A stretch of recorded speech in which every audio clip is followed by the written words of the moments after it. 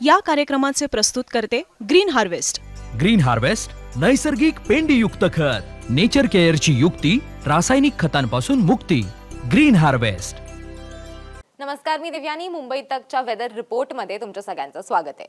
गेल्या अनेक दिवसांपासून पावसाने ब्रेक घेतलेला आहे हे आपण पाहतोच आहे, पण आता पुढच्या काही दिवसांमध्ये पाऊस पडण्याची चिन्ह आहेत का हे आपल्याला समजून घ्यायचंय. शिवाय महाराष्ट्रात आतापर्यंत नक्की किती पाऊस पडलेला आहे आणि हवामान खात्याने खरं तर असं म्हटलेलं आहे की आतापर्यंत म्हणजे जुलैचे जे 15 दिवस आहेत या 15 दिवसांमध्ये पाऊस जो आहे तो ॲव्हरेज म्हणजे सरासरी इतका पडलेला आहे महाराष्ट्रात.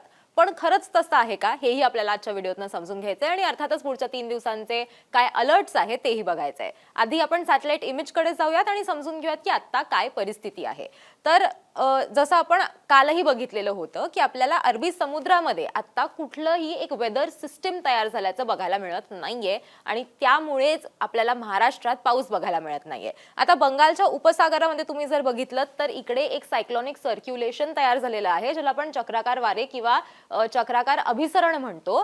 तर ते तयार झाल्यामुळे आपल्याला बंगालमध्ये आणि त्याचबरोबर ईशान्य भारतात अनेक ठिकाणी मुसळधार पाऊस बघायला मिळतोय. हवामान खात्याने सुद्धा तिथे अलर्ट दिलेले आहेत तिकडनं आणि तिथे एक नाही तिथे 2 सायक्लोनिक सर्क्युलेशन्स जे आहेत ते तयार झालेले आहेत. आता तेच आपण जर अरबी समुद्रात बघितलं तर इथे मात्र कुठलीही वेदर सिस्टीम तयार नाहीये, कुठलंही पोषक वातावरण नाहीये आणि म्हणूनच आपल्याला महाराष्ट्रात आत्ताच्या घडीला आपल्याला पाऊस बघायला मिळत नाहीये. तेच आपण जर जम्मू काश्मीरच्या इथे बघितलं तर तिथे वेस्टर्न डिस्टर्बन्सेस ज्याला म्हणतात ते आहेत आणि त्याच्यामुळे सुद्धा आपल्याला उत्तर भारतात पाऊस बघायला मिळतोय, पण त्याचा थेट असा परिणाम महाराष्ट्रावर होताना बघायला मिळत नाहीये. त्यामुळे जोपर्यंत अरबी समुद्रात आणि बंगालच्या उपसागरामध्ये कमी दाबाचं क्षेत्र किंवा ज्याला ऑफशोर ट्रफ असं म्हणतात म्हणजे कमी दाबाचा पट्टा ज्याला म्हणतात, जो आपल्याला कोकणचा भाग जो आहे, कोस्टल भाग जो आहे तिथे बघायला मिळतो, तो जोपर्यंत तयार होत नाही तोपर्यंत आपल्याला महाराष्ट्रात फारसा पाऊस बघायला मिळणार नाहीये. पण याचा अर्थ असा होतो का की मग आता मान्सून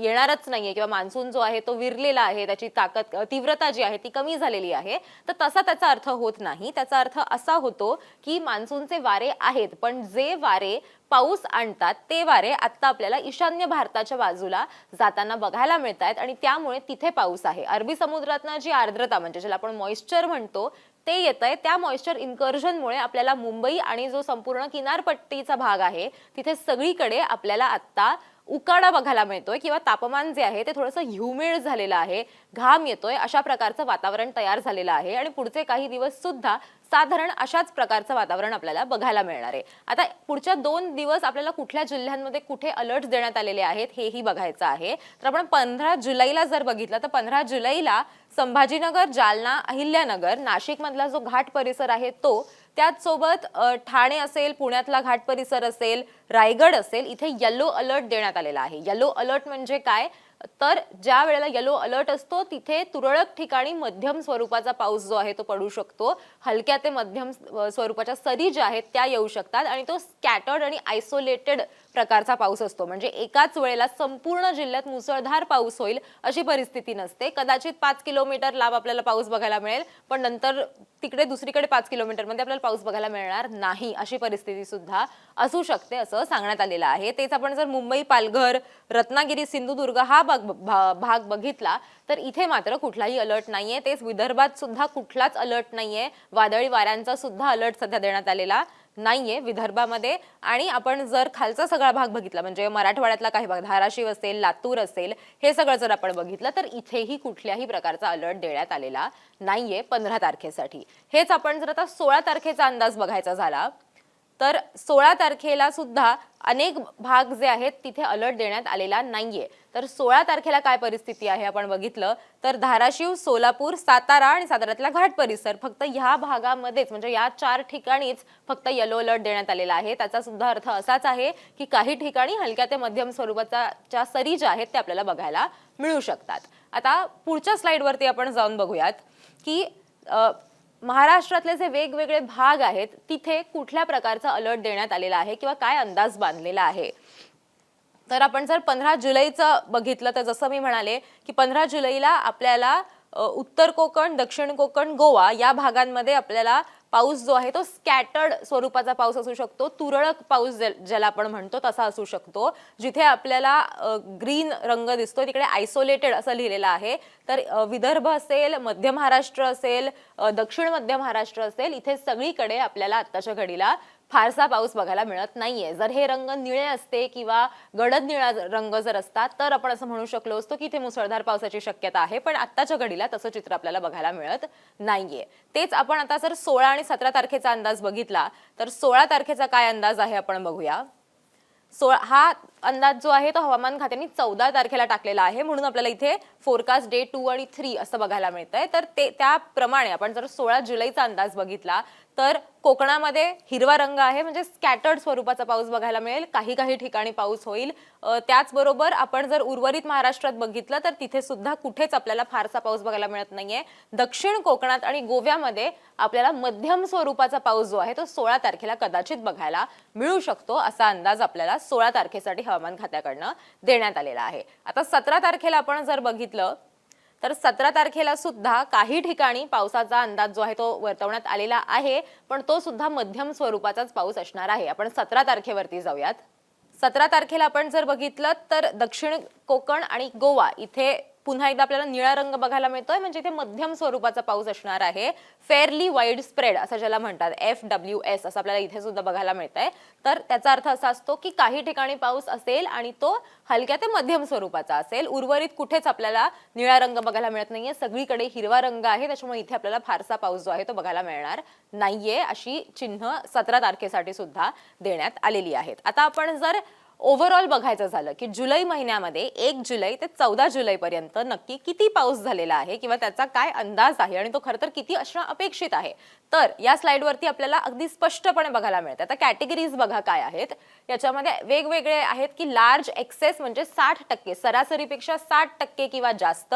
एक्सेस म्हणजे सरासरीपेक्षा 20 ते साधारण 60% नॉर्मल म्हणजे 19% ते साधारण 19 ते 20% जास्त पाऊस जो आहे तो. डेफिशियंट म्हणजे साधारण 50 म्हणजे 20 ते 60% कमी पाऊस जो आहे तो झालेला आहे असा त्याचा अर्थ आहे.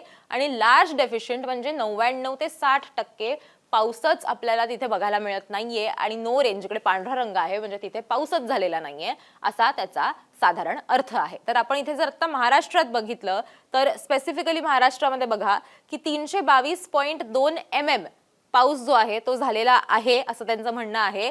तो खरं तर नेहमी किती असतो म्हणजे सरासरी लॉंग पिरियड ॲव्हरेज ज्याला म्हणतात, तर त्याप्रमाणे तो किती असतो दरवेळेला, तर तो 349.8 मिलीमीटर्स इतका पाऊस असतो, म्हणजे 350 मिलीमीटर साधारण पाऊस जो आहे तो आपल्याला बघायला मिळतो. आणि आता महाराष्ट्र मध्ये किती कमतरता आहे पावसाची, तर ती 8% कमी आहे असं त्यांचं म्हणणं आहे. म्हणजे 1 जुलै ते 14 जुलै मध्ये जितका साधारण पाऊस पडतो त्याच्या कंपॅरिझन मधला आपल्याला हा चार्ट बघायला मिळतोय किंवा हा मॅप बघायला मिळतोय. पण आता याच्यामध्ये आणखीन एक गोष्ट आहे की आपल्याला जरी इथे आपल्याला महाराष्ट्र हिरव्या रंगात दिसत असला, ज्याचा अर्थ असा होतो की सरासरी जितका पाऊस असतो तितका पाऊस आहे किंवा साधारण त्याच्या जवळपास आपण गेलेलो आहोत, असं जरी असलं तरी हा पाऊस कुठल्या भागात पडलेला आहे आणि या पावसामुळे कुठली धरणं, कुठले तलाव भरलेले आहेत आणि हे जे पाणी आहे त्याचा कसा आपल्याला पुढे वापर करता येणार आहे. जिथे आपल्याला ज्या भागात आपल्याला शेती खूप मोठ्या प्रमाणात बघायला मिळते त्या भागात मुळात पाऊस झालेला आहे का, हे सगळे फॅक्टर्स जे आहेत ते सुद्धा खूप महत्त्वाचे ठरतात. त्याच्यामुळे आपण जर महाराष्ट्रात बघितलं तर जरी कोकण, गोवा किंवा म्हणजे संपूर्ण कोस्टल भाग झाला, मुंबई झाला, पश्चिम महाराष्ट्रातला काही भाग झाला, विदर्भातला काही भाग झाला, इथे जरी पाऊस झालेला असला तरी तो संपूर्ण महाराष्ट्रात झालाय असं आहे का, तर असं नाहीये. मराठवाड्यात अजूनही आपल्याला डेफिशियंट मध्ये आपण आहोत, म्हणजे सरासरीपेक्षा खूप कमी पाऊस आपल्याला झाल्याचं बघायला मिळतोय मराठवाड्यामध्ये. त्याच्यानंतर पश्चिम महाराष्ट्रातल्या काही भागात सुद्धा अजून फारसा पाऊस झालेला नाहीये, तिथेही अनेक असे भाग आहेत जिथे पाऊस सरासरीपेक्षा खूप कमी आहे आणि त्यामुळेच जरी आता आपण हिरव्या रंगामध्ये महाराष्ट्राला त्यांनी दाखवलेलं असलं जुलैच्या पहिल्या भागामध्ये पहिल्या 15 दिवसांमध्ये, तरी सुद्धा आपल्याला आणखीन पावसाची गरज आहे. कारण मुंबई आणि इतर भागातली धरणं आपण जर बघितली तर तिथला पाणी साठा हा 100% अर्थातच पोचलेला नाहीये, कारण तितका पाऊसच झालेला नाहीये. जो पाणी साठा आहे त्याच्यामध्ये सुद्धा आता कपात करून ते पाणी लोकांपर्यंत पोहोचवलं जात आहे, कारण की ते पाणी पुरलं पाहिजे येणाऱ्या काही दिवसांसाठी. शिवाय एल निनोमुळे आता ऑगस्ट आणि सप्टेंबर महिन्यामध्ये सुद्धा फारसा पाऊस होईल अशी शक्यता आत्ताच्या घडीला वर्तवण्यात आलेली नाहीये. त्याच्यामुळेच किंवा जो सुरुवातीला हवामान खात्याकडनं एक अंदाज दिला जातो मॉन्सून सीझनचा की अख्ख्या या 4 महिन्यांमध्ये किती पाऊस होईल, त्यात सुद्धा हे म्हणण्यात आलेलं होतं की जून जुलैमध्ये आपल्याला बऱ्यापैकी पाऊस दिसेल, पण ऑगस्ट आणि सप्टेंबरमध्ये आपण बघितलं तर फारसा पाऊस नसेल किंवा तो कमी होत जाईल असं सुद्धा सांगण्यात आलेलं होतं. त्याच्यामुळे आत्ताच्या घडीला जुलैची 15 दिवस झालेले आहेत. या 15 दिवसांमध्ये जरी आपण ग्रीन रंगामध्ये, हिरव्या रंगामध्ये आपल्याला दाखवण्यात आलेलं असलं की आपण जरी सरासरीपर्यंत पोहोचलेलो आहोत, नॉर्मल रेनफॉल झालेला आहे असं जरी म्हणण्यात आलेलं असलं तरी सुद्धा आणखीन पाऊस होणं गरजेचं आहे आणि तो सगळ्या भागांमध्ये होणं गरजेचं आहे. तरच शेतीसाठी, शेतकऱ्यांसाठी त्याचा फायदा होणार आहे. आणि म्हणूनच पाणी जे आहे ते सुद्धा आपल्याला अजूनही पाणी कपात जी आहे ती सुरू आहे आणि लोकांना ऑल्टरनेटिव्ह म्हणजे एक दिवसाआड असं पाणी जे आहे त्याचा सप्लाय केला जातोय. त्याच्यामुळे येणाऱ्या काही दिवसांमध्ये साधारण 18 किंवा 20 तारखेनंतर असं म्हटलं जातंय की जुलैच्या शेवटच्या आठवड्यामध्ये पुन्हा एकदा आपल्याला पाऊस जो आहे तो काही प्रमाणात बघायला मिळू शकतो महाराष्ट्रामध्ये. पण अर्थात त्याच्यासाठी अरबी समुद्र आणि बंगालच्या उपसागरामध्ये दोनही ठिकाणी पोषक वातावरण तयार होणं अत्यंत गरजेचं आहे. तर हा होता आत्ताचा अंदाज पुढच्या 2 दिवसांचा आणि त्याचबरोबर जुलै महिन्यातल्या 15 दिवसांचा अंदाज जो आहे तो आम्हाला तुम्हाला समजावून सांगण्याचा आमचा प्रयत्न होता.